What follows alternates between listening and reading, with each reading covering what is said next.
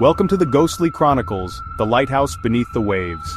On the edge of the Atlantic Ocean, off the coast of a small fishing village, there was a peculiar legend about a submerged lighthouse. Sailors spoke of its glowing beacon that rose from beneath the waves on moonless nights, luring ships to their doom. The villagers called it the Keeper's Curse. Elias, a marine archaeologist, dismissed the stories as local superstition. He had spent years debunking maritime myths, and the idea of a lighthouse beneath the sea intrigued him. When an old fisherman named Calder claimed to have seen the light just a week ago, Elias decided to investigate. He rented a boat, convincing Calder to take him to the spot where the light had been seen. Calder hesitated. "Calder, the sea there is cursed. The deeper you go, the louder you'll hear the keeper's call. Few return, and those who do are never the same." Elias laughed it off, chalking it up to the dramatics of an aging seafarer. With Calder's reluctant help, he loaded his diving gear and set off on a calm, overcast morning. As they neared the coordinates, the ocean grew unnaturally still. Even the seabirds were silent. "Calder, this is as far as I go. If you have sense, you'll turn back now." Elias nodded but didn't waver. He suited up, checked his oxygen tanks, and slipped into the water. As he descended, the sunlight above quickly faded, replaced by an eerie greenish gloom.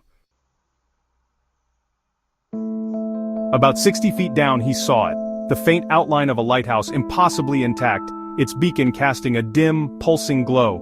Seaweed clung to its stone walls and schools of fish darted through its shattered windows.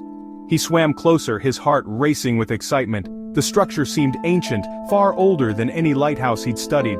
Strange carvings adorned its surface, symbols that looked almost alive, shifting and writhing as his light passed over them. At the base of the tower he found a door, partially ajar. Against his better judgment, Elias pushed it open and swam inside. The water grew colder and the walls seemed to hum with a low, resonant vibration. He entered a large chamber, its walls lined with barnacle-encrusted bookshelves. A massive lens, like the one found in traditional lighthouses, sat in the center, cracked but still emitting its ghostly glow. As Elias examined it, a sound reached his ears, a faint melodic humming. He turned, his flashlight cutting through the murky water, but saw nothing. The humming grew louder, joined by whispers that seemed to come from the walls themselves. "Elias, who's there?" The whispers didn't answer, but instead coalesced into a single word, repeated over and over, "Stay, stay." Panic began to creep in, but Elias forced himself to stay calm.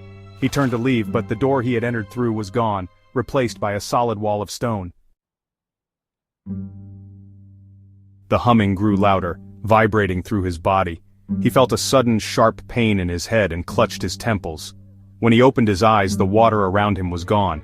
He was standing in the same chamber, but now it was dry, illuminated by a sickly yellow light. The bookshelves were no longer covered in barnacles but filled with ancient leather-bound tomes. The lens in the center of the room pulsed like a beating heart. A figure emerged from the shadows, a man in a tattered lighthouse keeper's uniform. His eyes were black voids and his skin was pale and bloated, like a drowned corpse. "Keeper, you shouldn't have come. Elias, I didn't mean to intrude. Keeper, but you did. And now you belong here." The walls of the chamber began to close and the symbols glowing brighter and pulsing in time with the lens. Elias felt himself being pulled toward the center, unable to resist. "Elias, please let me go." The keeper smiled, revealing rows of jagged teeth. "Keeper, you will join the others, you will keep the light." As Elias was drawn into the lens, he caught a glimpse of the bookshelves. Each tome had a name etched into its spine, hundreds of them. The last one burned itself into his mind, Elias Morgan, The World Went Dark. Back on the boat, Calder watched the water anxiously. Hours had passed, and there was no sign of Elias. Suddenly, the calm sea churned violently, and the light of the submerged lighthouse flared once more, brighter than ever. Calder muttered a prayer and turned the boat back toward shore. He knew better than to linger. Another soul had joined the keeper, and the cursed beacon would continue its eternal call. Please like, share, and subscribe.